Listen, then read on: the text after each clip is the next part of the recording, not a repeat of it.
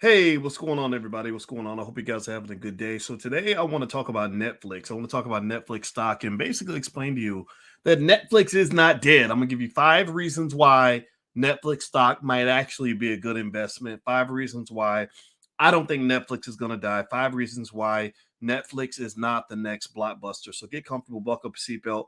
We'll get started on the Black Financial Channel right now.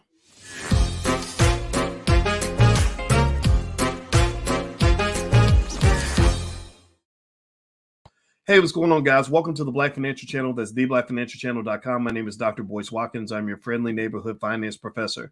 On the Black Financial Channel, we talk about Black wealth and economics every single day, sometimes as much as 10 times a day under one condition. The condition is that we are Black first, and you have to be able to accept that. Black first means that we put our community at the top of our priority list. Black first means we're educating our kids at the highest level. Black first means that we are teaching our kids about economics. Black first means that we are building our community. If you agree with the B1 philosophy, put a hashtag B and the number one in the chat, hashtag B1 to let me know that you're Black first. Hello, Max and Billy D and Twan. Shout out your city. Let me know what city you're from. I see Ohio. Billy D from Ohio. Okay. My Uncle Jerry, who just passed this week, actually lives in Columbus, Ohio. So shout out to everybody in Ohio and shout out to my Uncle Jerry. Priscilla, how are you? All right. So let's jump into this conversation. So Netflix, how many of you, give me a yes or no, how many of you think Netflix is just, they've lost their swag? You've seen the stories about Netflix in terms of the stock crashing this week, which it did. You saw Netflix take a butt whooping, just in terms of the public eye, which we have to acknowledge that. How many of you saw Netflix kind of get its butt kicked, and how many of you feel like that is a sign of things to come, that Netflix is really in big trouble and that they might be the next Blockbuster and it could be a complete mess? Can anybody, or what do you think about that? How many of y'all feel that way? Well, Netflix, okay, I see a few of you said that. Yeah. And I can understand how you might feel that way, but let me kind of give you some insights on that. I was talking to someone about Netflix, and they were talking about how basically there are a lot of memes going around saying Netflix is garbage and Netflix is no good and Netflix is going to be bankrupt and they're losing all their subscribers.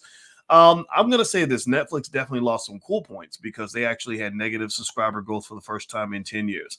Netflix also took a beating in the media because their stock dropped. I mean, like a brick. I mean, absolutely like a brick. And now some of you might jump right in. I see Ron says might be a time to buy. Yeah, I agree. And so I think that's the question, right? Is this really a temporary problem or a permanent problem? So let me give you some perspective to help you understand Netflix. Number one, when a company gets kind of hammered in the media, that could be a buying opportunity because research shows that the market tends to overreact when they see too much negative information about a certain company or whatever the case may be. And so here's a few things you should know about Netflix to kind of help you understand and contextualize the recent drop in subscribers. First off, Netflix is not falling off. Netflix is so big and so powerful that it's kind of like Netflix is kind of like what would happen if Michael Jordan was averaging 21 points a game. People would say, oh my God, he's not who he used to be. He's not the great player he used to be, but he's still averaging 21, 22 points a game. He's still a great teammate.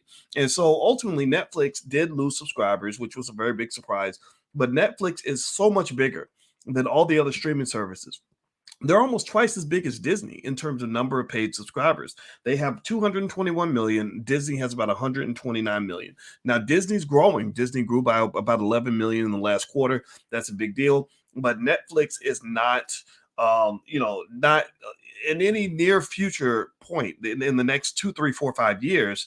They're probably not going to get caught by Disney, right? So Netflix is a behemoth. Even and other companies like Paramount will never catch Netflix. Paramount is, I think they have 9 million subscribers. So literally Netflix has about 20 times, 25 times more subscribers than Paramount Plus. So Hulu ain't gonna catch them. Nobody.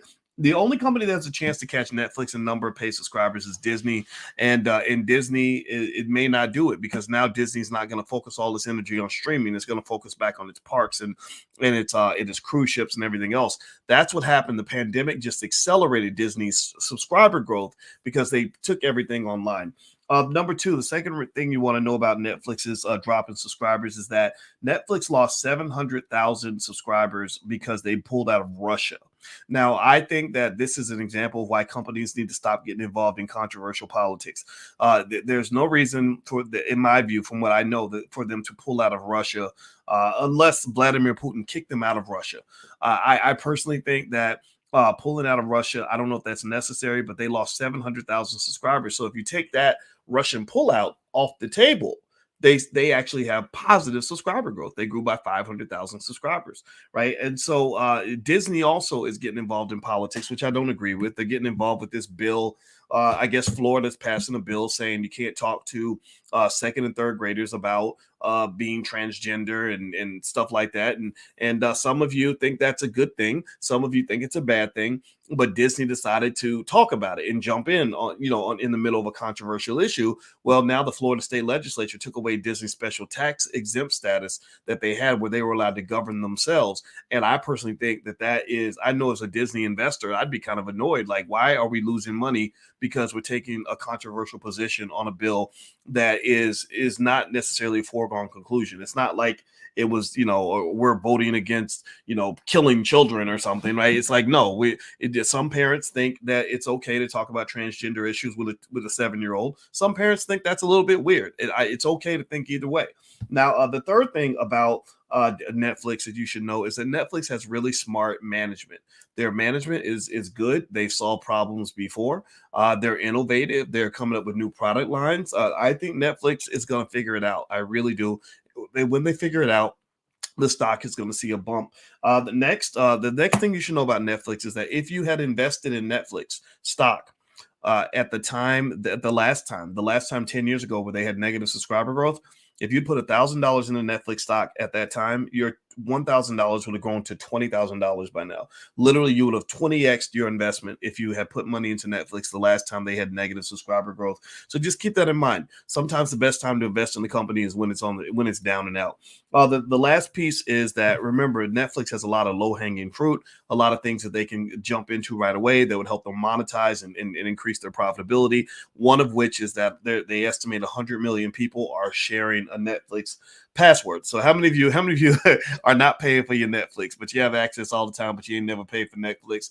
Well, they're probably going to put in a lower tier, an ad-supported tier at a lower price point, or something like that, or maybe even free.